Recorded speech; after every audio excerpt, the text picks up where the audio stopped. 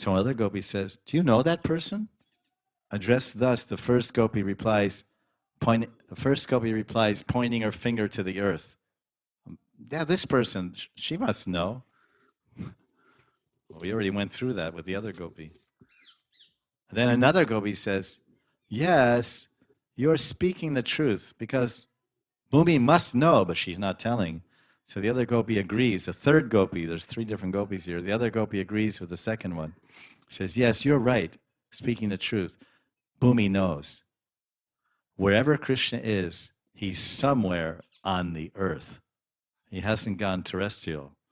He's not an ET. He hasn't got in a spaceship and taken off.